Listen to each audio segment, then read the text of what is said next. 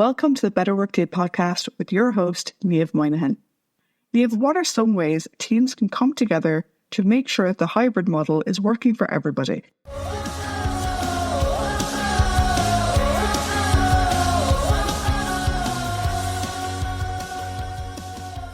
Hello, and welcome back to the Better Workday Podcast. How are you doing?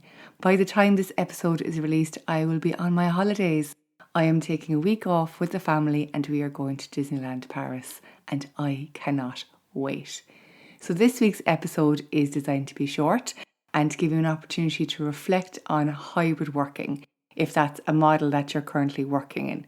And what I would say before I get into it is that this is an episode for hybrid working, but you can absolutely apply the same ideas to whether you're working fully remotely or indeed if you're in the office. All I want to do is give you the space to reflect on what's working well and perhaps any changes you want to make as an individual and as a team in the months ahead.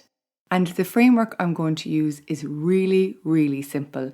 It's the same one that I recommend people use when they're doing their reflection at the end of a workday.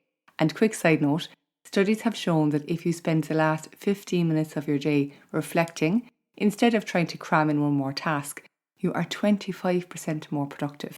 And that increase in productivity is sustained over time.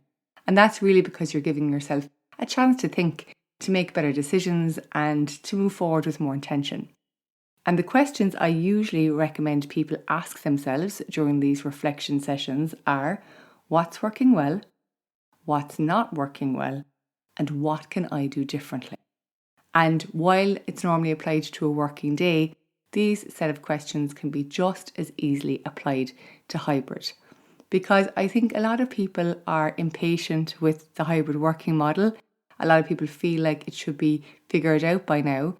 But this is just a reminder to say that no working model is perfect. You know, there is good and bad to everything, and it probably will never be perfect. But what we can do is look to always improve it and tweak it and make sure it's working for ourselves and for our team. Before you ask the 3 questions, I want you to take a little bit of time to reflect on what hybrid means to you, both as an individual and even as a team. Because depending on where you are professionally and personally, it means very different things. And indeed, depending on where you live compared to where your workplace is located, it means very different things. It does change over time as well, so it's always good to stop and check in with yourself and with the people you work with to understand the impact of hybrid on each individual. Things might have changed, there might be things that you don't realise about each other, and this is a lovely way to get to know each other a little bit better from this context. And once you understand that, then it's time to go into the 3 reflection questions. And the first is, what's working well? And I think this is a great exercise to complete on your own, first of all, and then to bring the ideas back to the team. So this could be just 2 minutes, everyone jotting down what's working well, and then sharing it and coming up with even more ideas. And the reason we start with this is because there's probably an awful lot that already is working well, and we don't want to throw that stuff out and try to replace everything. Sometimes tweaking what's working well a little bit makes it work even better. So I always like to start with that. And then the second question we ask is, what's not working so well? And what I have found working with different teams across many different sectors is that normally we stop at the surface level stuff when we ask this question. So what's not working well might be that the in-office days don't seem to be as productive, or there's too much distraction and interruptions, or there are too many meetings. And then the conversation usually stops and moves on.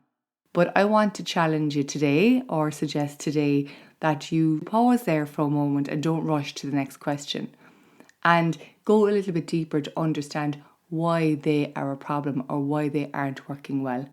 And there's a great technique used in problem management called the 5 whys, which is fantastic for this situation.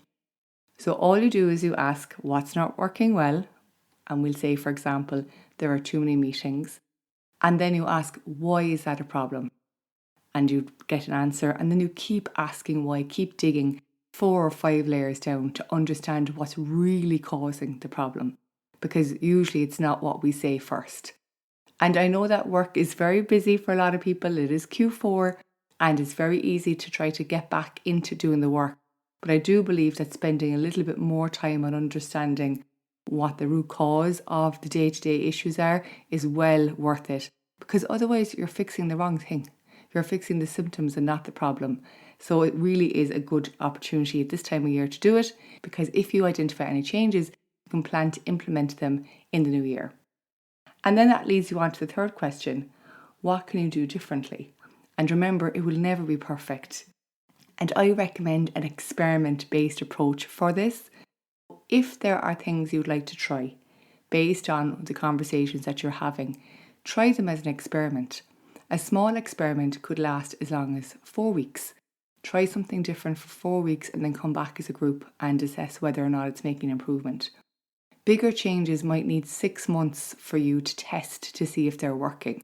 An example of a small change might be building in buffer time into the meeting agendas so people have more space.